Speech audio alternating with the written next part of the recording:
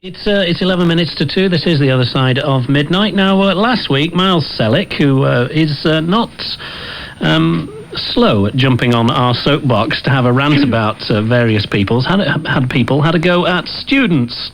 He pulled no punches, and not surprisingly, we've had students onto us saying, "Ear mush, we want an opportunity to have our own back." So this time, with a sort of get your own back soapbox, we have Sam Green, who's trying to knock smiles off his perch. Sam. Thank you. Last week, students were subjected to a highly critical soapbox, courtesy of a self-confessed student hater. I am a student, and I've decided to put forward my defence. For even students, muttering like mindless babies or not, have a say in this democracy. We are learning from school leavers' mistakes, respecting our elders, taking our parents' advice. Get an education, I wish I did, you'll say it. We took your advice and got all the stick. We get all the respect of a pot noodle. In defence of pot noodles for breakfast, which was also ridiculed last week, I must say it is a most versatile bag of nourishment. Groovy, one might say. It can be used for every other meal as well, which is a damn good job considering we can't afford to cook anything else, except pasta. Plus, did you ever think of the risks involved in actually cooking it up, coupled with using parents' cast-offs, i.e. dodgy kettles, pans, and Mum's floral 70s plates? Do you really think we're sad enough to choose those? Sorry, Mum. And what of the student day? We get housed in inner city areas where we are woken up by barking dogs, screeching buses, and repetitive car alarms that everyone chooses to ignore, except those poor students who have to be up for that extra early lecture at college. That's the 9:30 lecture, not the one after lunch. We have to sit through several lectures with facts and figures rammed down our throats by some middle-aged guy with copious amount of facial hair who wears brown half-mast trousers, and he say our dress sense is bad. After such a hectic day, it is natural we want to relax. I feel many are jealous of our fun lifestyle, but it could be more fun with more money or perhaps some more student discounts. £2,040 a year for living outside London is not much. We fight constantly against rising rent and the price of decent food, pot noodles aside, of course. Along with the rising rent, we have to contend with rising damp, and as mentioned last week, our dismal ethnic decorated bedsits. I suppose these conditions are inspiring. It inspires us to work hard, pass exams, and get out of the grotty place. Maybe students are out of touch with society, but that's only because people don't speak to us. Are we totally uncool outcasts? For us, it is the twilight zone. We are not at school or at work. We are sitting ducks in the middle. We have no place. We are a culture of our own, and it's groovy.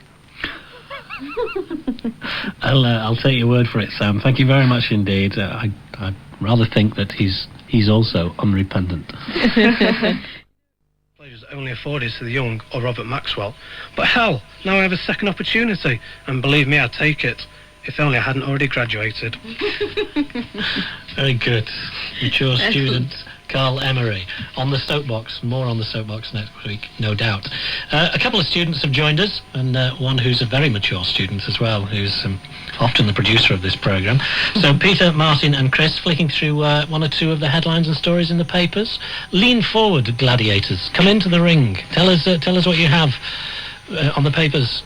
One at a time. Chris first. Yeah, go on. Interesting little piece in the Telegraph this morning. 2 electric chairs are expected to raise £166,000 when they're auctioned in New York. They were used to electrocute 700 people. Good Lord. Oh yeah, I'd be bidding for that. Right. Peter? Well, I've got the EMF pop star Derry Brownson had a bit of an accident, it says here in the Daily Mirror. As he was going down the motorway at high speed, a lit cigarette fell on his pyjamas, which he was wearing for a night drive from Devon to Sussex, and burnt through them. I'm not going to tell you what the heading is, but you can guess. This wouldn't have anything to do with EMF suddenly having a new album out and coming back onto the scene, would it? Perish the thought. Perish it, indeed. All right. Chris? No, Carl, beg your pardon, sorry. No, Martin. Oh, my word. So many people joining me in the studio. Go on. We have an article in the Sun here, a prison suing a jail for shaving his head. He's now become known as the bald man of Doncatraz, being from Doncaster prison. Oh, is this the guy who said it didn't do his image any good in court appearances? I think that's the one. Yeah, that's the one, yeah. He's seeking £1,000 damages. Which seems a bit for making strange, him look really. like a criminal. Yeah. He's got a point there, hasn't he? Well, you could try similar lines. No, you do walk in with a bald head into a court, and I should imagine one or two people do make, assumptions. Peter, are you looking at something else there? Yes, it's Secret Agent James Bond time again. Finally been foiled by Britain's real spy masters, says the Daily Star here. MI6, M16, M16, MI6 snubbed a request for a licence to film the new £240 million headquarters, claiming it was mission impossible for Bond because the building doesn't exist. Really? Well, they should know. They spent 240 million on it, and it's on the south bank of the Thames at Vauxhall. Is it? And actually, on a more serious note, a couple of the papers have got a really gruesome picture on the front, which one of them has given a really tacky title, which is Excalibur. And this is the hunt for the axe that the young lad Stagg was supposed to have thrown into the water at one Wimbledon column. Questionable taste. And there's a picture of a frogman coming out of the water holding the axe in the air, and it says Axe Excalibur. And I don't know, it worries me that. I don't know about... Trial by newspaper? Indeed, back to that again. Any very, very quick ones, or is that it? Yeah, have to be very quick, Martin. Food for thought here in the Today.